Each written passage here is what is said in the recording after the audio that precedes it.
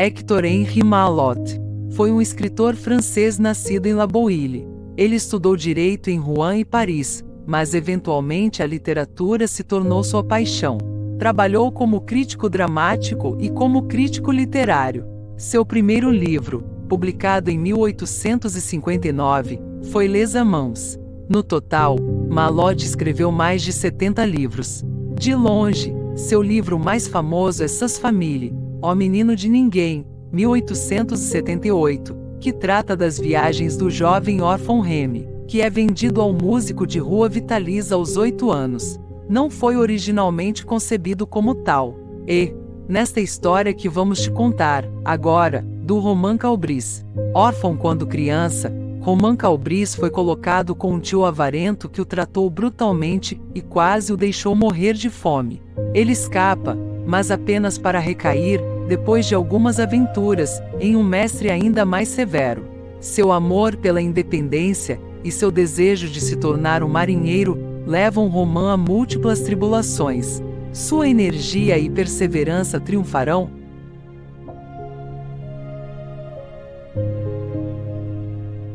Sobre esta obra, encontra-se o seguinte registro na Biblioteca do Congresso dos Estados Unidos.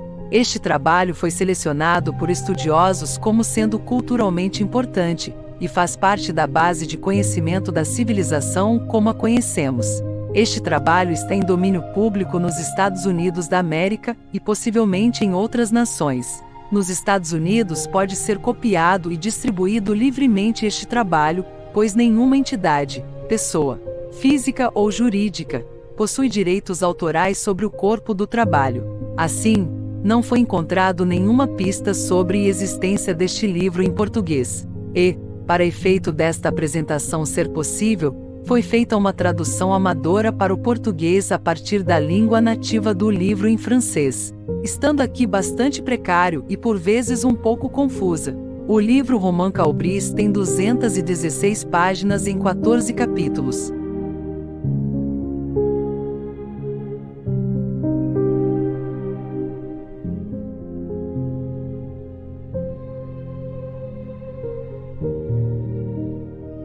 Romain Calbris. Na Bretanha, no final do século XIX, as aventuras de Romain Calbris, um jovem pobre e errante, habitado por uma paixão tenaz pelo mar, herdada de seu pai, e que vive apenas para realizar seu sonho, embarcar um barco. Romain Calbris é um menino fascinado pelo mar, aquele que levou seu pai alguns meses antes.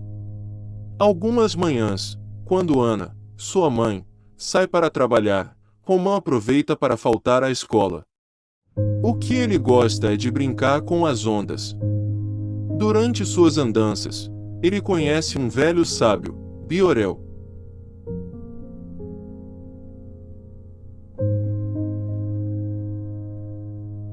Dedicatória do autor para a sua esposa, a Madame Anna Malot. Quando um dia sua filha, começando a crescer e querendo em sua curiosidade infantil que tudo lhe explicasse, lhe pergunta: e o que o papai faz quando fica tanto tempo trancado para escrever? É bom que você possa satisfazê-la. Este livro será a sua resposta. Então, vendo seu nome na primeira página bem próximo ao meu, ela dirá a si mesma que esses nomes não devem ser separados nem em sua mente nem em seu coração. Hector Malot. Capítulo 1.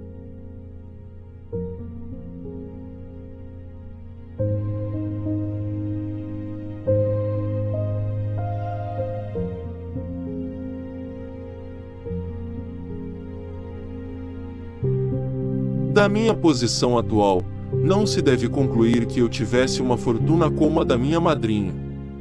Meus ancestrais, se a palavra não for muito pretensiosa, eram pescadores. Meu pai era o caçula de 11 filhos, e meu avô teve dificuldade em criar a sua família, porque nessa profissão ainda mais que em outras, o ganho não é proporcional ao trabalho, contando com a fadiga, o perigo, e isso é certo, com um pouco de dinheiro, e a sorte.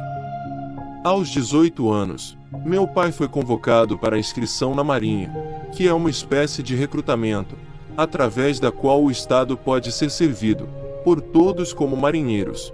durante 32 anos, dos 18 aos 50 anos. Ele saiu de casa sem saber ler ou escrever. E ele retornou como mestre, que é o melhor posto alcançado por quem não passou pelas escolas do governo. Minha cidade Portdale, nossa região, estando perto das ilhas inglesas, o estado tem um barco de guerra ali instalado, que tem a missão de impedir que o povo de Jersey venha tirar nossos peixes de nós, ao mesmo tempo em que força nossos marinheiros para fiscalizar as regras de pesca. Foi nesse barco que meu pai foi enviado para continuar o seu serviço.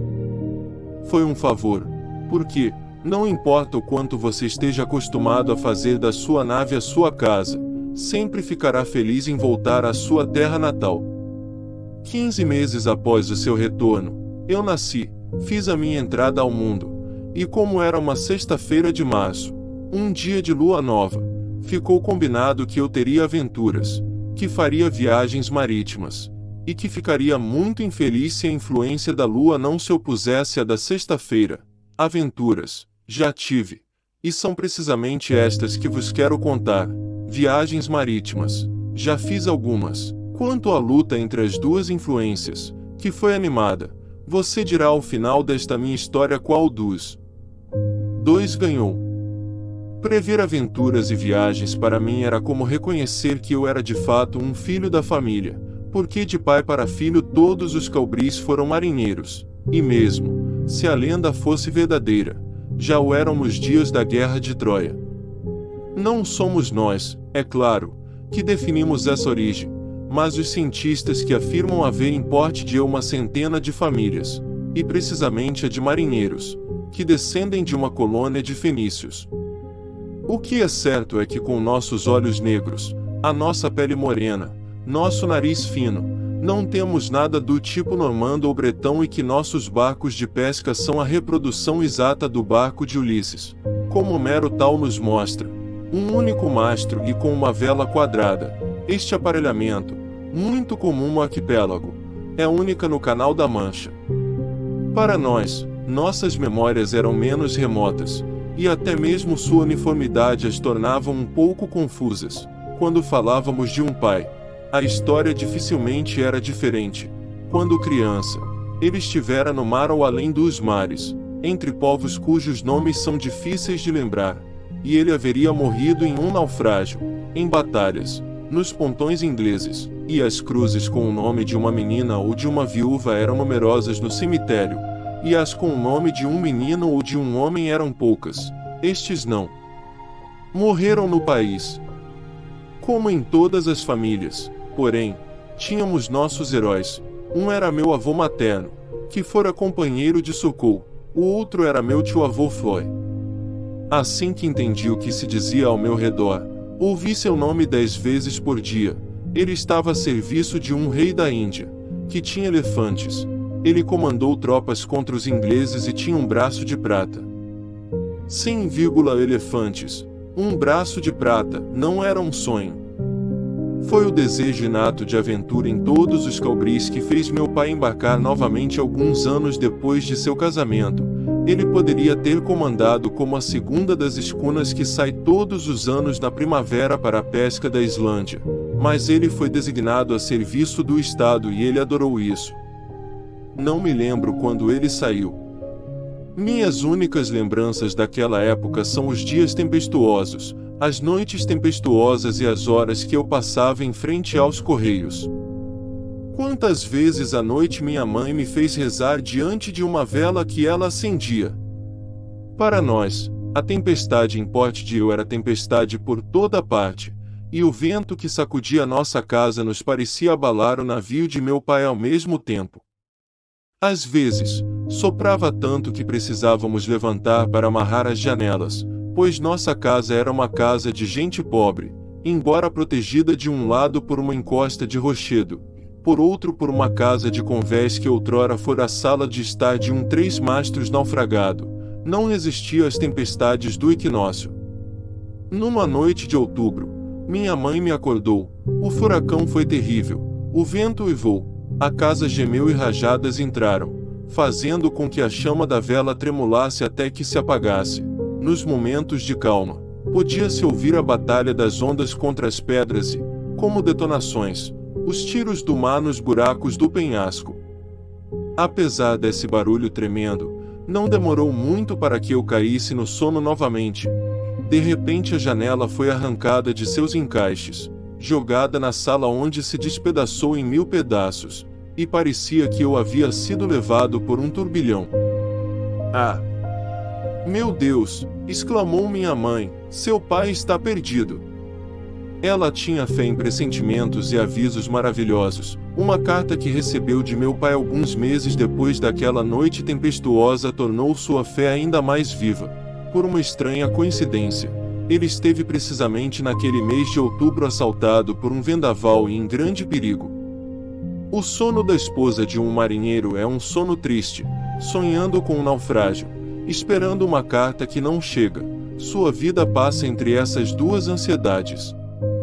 No momento em que falo, o serviço de cartas não era como é agora, eram simplesmente entregues no escritório, quando aqueles a quem eram endereçados estavam muito atrasados para buscá-los, eram então enviados por uma criança na escola. No dia em que o correio chegou de Terre-Neuve, o escritório estava lotado, pois, a partir da primavera ao outono, todos os marinheiros são embarcados para a pesca do bacalhau, e um estrangeiro que chegasse ao país poderia pensar que ele estaria naquela ilha da qual Ariosto falava e do qual os homens foram excluídos. Então as mulheres estavam com pressa para saber das notícias. Com seus filhos em seus braços, elas esperavam a chamada de nomes a ser feito. Algumas riam enquanto liam, outras choravam. Aquelas que não tinham cartas questionavam as que tinham recebido. É quando os marinheiros estão no mar que você pode dizer, sem notícias, quer dizer boas notícias. Havia uma velha que vinha todos os dias há 6 anos, e que durante 6 anos não recebia nenhuma carta. Ela se chamava Madre Joa, e se dizia que um barco embarcada por seu marido e 4 meninos havia desaparecido em um vendaval, sem se recuperar nem o barco nem os homens. Desde que esse rumor se espalhara, ela vinha aos correios todas as manhãs. Ainda não há nada para você, dizia o tabaqueiro, será para amanhã. E, ela dizia, infelizmente, sim, para amanhã. E ela voltaria e voltaria nos dias seguintes. As pessoas diziam que ela tinha uma cabeça demente. Tão louca que ela fosse, eu nunca vira uma loucura tão triste e tão doce como a dela. E, quase toda vez que eu ia lá ao escritório, ela já estava chegando. Como o tabaqueiro era também o gerente da mercearia e do correio, ele naturalmente começava atendendo aqueles que lhe pediam sal ou café, e assim nos dava tempo de sobra para conversarmos. Metódico e rigoroso nos usos de sua dupla profissão, ele estendia esse tempo ainda mais, com todos os tipos de cerimônias preparatórias. Na mercearia, ele usava um avental azul e um boné. Como gerente dos correios, usava uma jaqueta de pano e um chapéu de veludo. E, por nada no mundo ele teria servido mostarda com o chapéu na cabeça, e sabendo que tinha nas mãos uma carta da qual dependiam as vidas de 10 homens, ele não as entregaria sem antes tirar o seu avental. Todas as manhãs, Madre Joa me repetia a sua história. Eles estavam pescando, e um vendaval veio tão forte, que foram forçados a fugir do vento em vez de retornar ao Binhamé. Eles passaram a Prudência sem ser capaz de abordá-lo. Mas você entende, que com um marinheiro como Joa, não havia perigo. Eles terão sido encontrados por algum...